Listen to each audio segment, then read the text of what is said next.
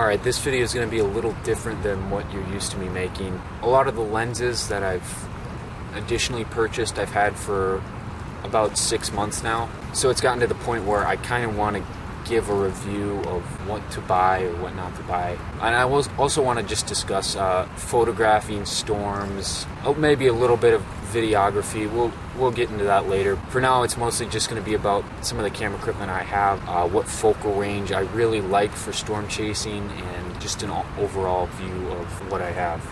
Here's my lens collection that I keep in my bag. Right here we have the kit lens. This is the Sony 60 to 50 millimeter. This is a very good lens. In terms of kit lenses, it is probably my favorite. Pretty much all my shots that I have, I've gotten on it. And it was the first lens I started off with, and it's a good one too. So this one is the Tamron 20 millimeter. It's a prime lens. I purchased this last fall.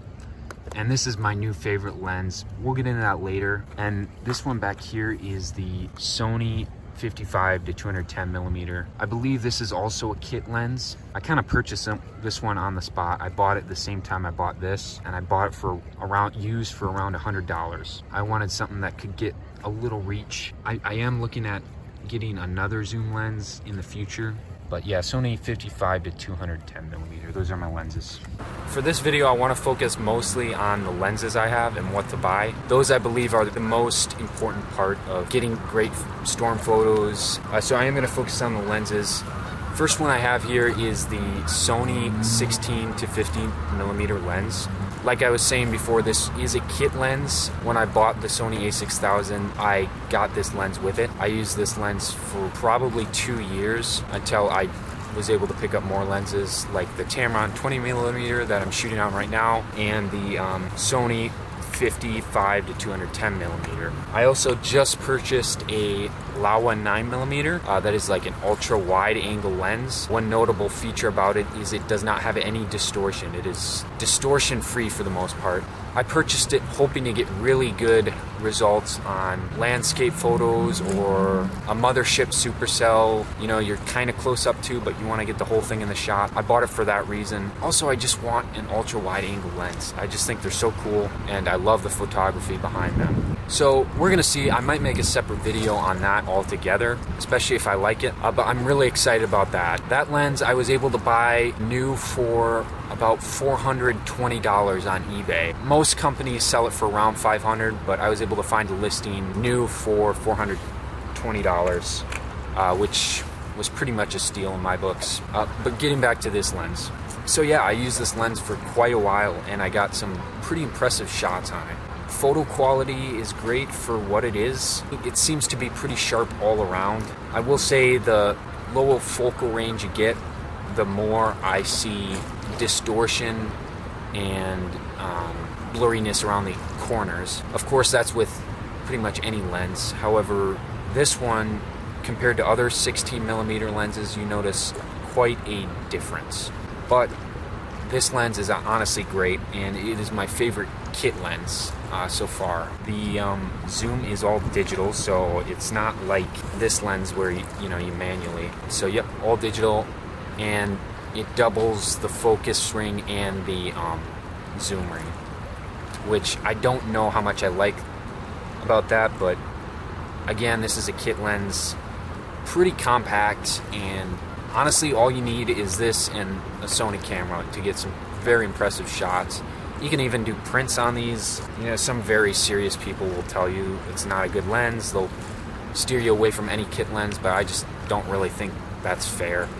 There's plenty of great kit lenses, and this is definitely one of them. I give this a 7 out of 10. Build quality could be a little better. It's pretty light. There's lighter lenses that are this size, but there's not too much you can complain about. It's not gonna weigh anything down. It's a small little compact lens. So I'll throw up some shots that I've taken with this lens. On the crop sensor, this is gonna be a 1.5 crop ratio, I think.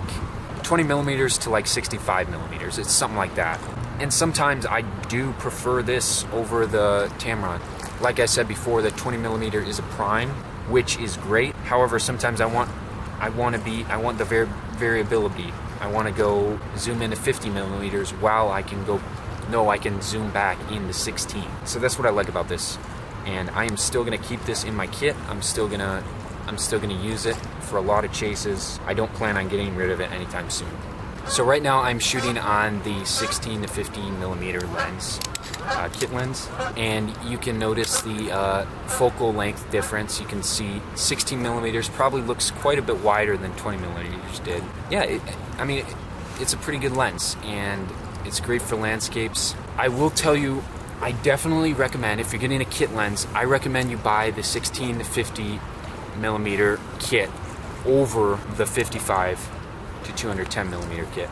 For storms, you do like a little wider focal length, and you want to be able to get the storm in your shot because it really tells the story. This would be more for something like, you could use it storm chasing on something like a tornado or a wall cloud if you have it a ways away and you really want to get it in the shot, you really want to get up in there. This is pretty good for that. But other than that, for storm chasing, there's not very much use for this. Unless you have a subject you want to really focus on, it's not the best. And when you're storm chasing, I'm just going to be completely honest, you're mostly doing landscape type photography.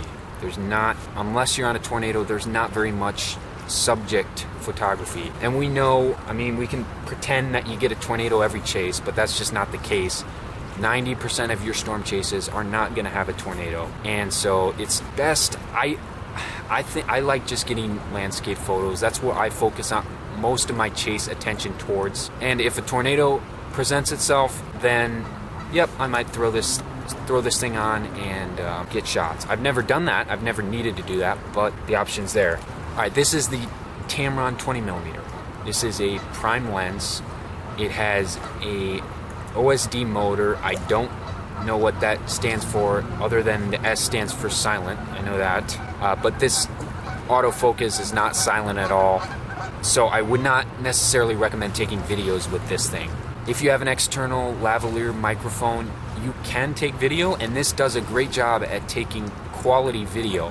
However, the autofocus is kind of a pain in the ass. If you use a manual focus, that's fine. But even with a lavalier microphone, sometimes it can pick up that autofocus noise. That's probably the biggest drawback to this that would steer anyone away. But if you're not shooting video and you want a good prime lens, this is definitely a good route to go, especially if you have a crop sensor. If you have a full frame sensor, maybe I would recommend something more like a 25 millimeter so you account for the crop. But I bought this 20 millimeter specifically to account for the crop because I kind of wanted something in the 25 millimeter range. This would, with the crop ratio, would be 25 millimeters.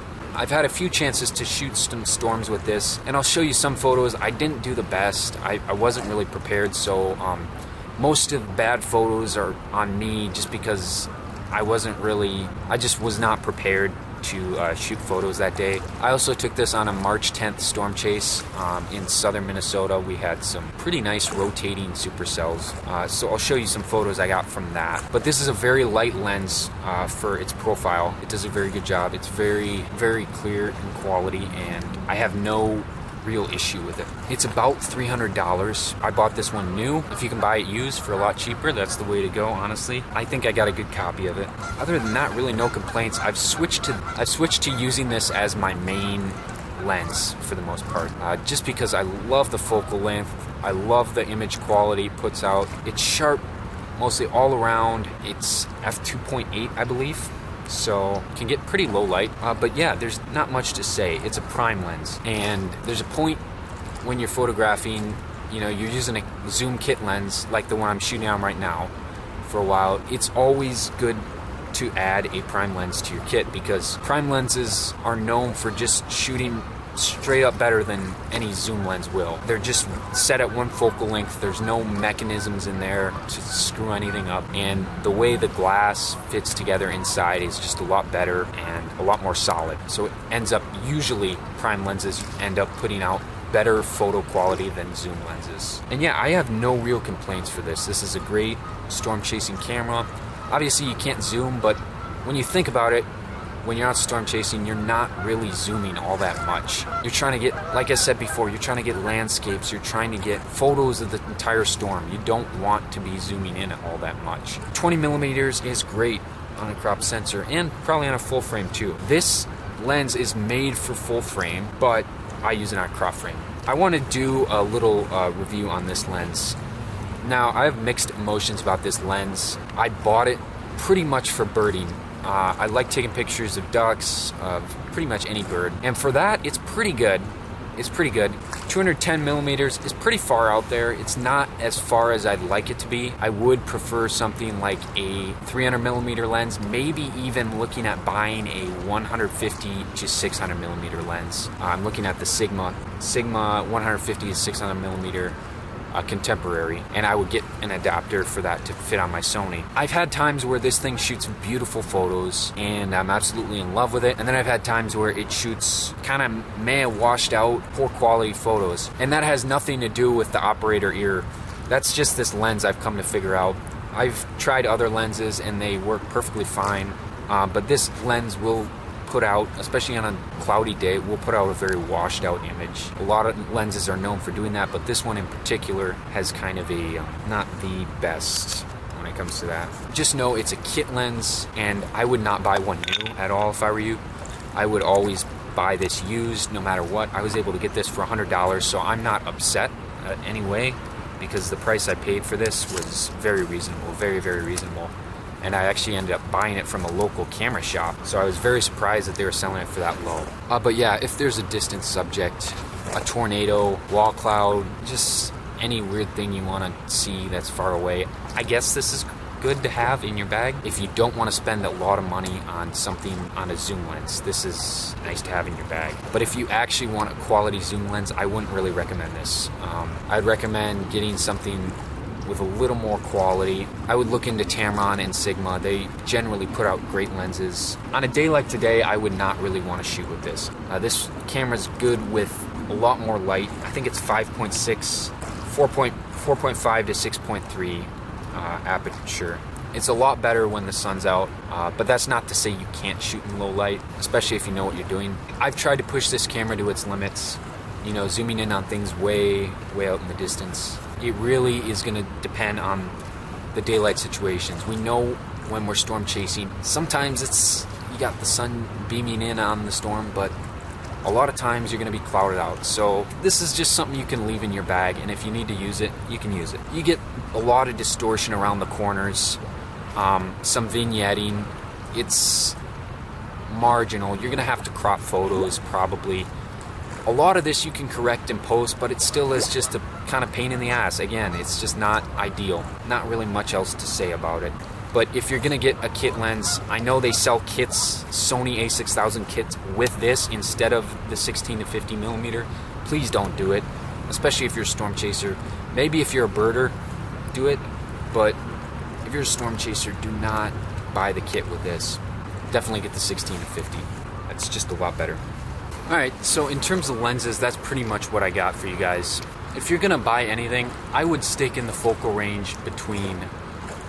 You can go as wide as you want. I just wouldn't go past like 70 millimeters. Then you really start to just get too much, and you're not going to get a full frame, which is what you always want storm chasing. So in terms of ratings, I'm going to have to give Tamron a 9 out of 10. It's fairly inexpensive, and it's a great quality lens that takes great quality photos. Gonna be my main lens for probably a while. As for this 55 to 210 millimeter, I would give it a 6 out of 10. And the reason for that being, obviously, like I said before, not the best quality photos. A lot of not like barrel distortion mostly, vignetting, and kind of washed out images.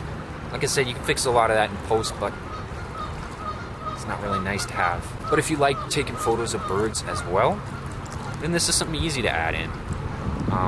It really is what you like photographing. If you just like photographing storms, maybe you don't want to buy this. Maybe you want to save the $150 or whatever this costs new or used to get. I know it costs like 200 some used, which is kind of ridiculous for this lens, to be honest. But in terms of today's lens review, that's really what I want to say.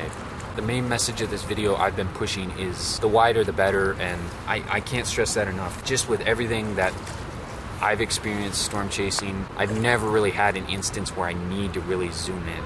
I'll include some sample photos and link them down below if you want to see. But yeah, that's about it. Hope you guys enjoy the video, and we'll see you next time.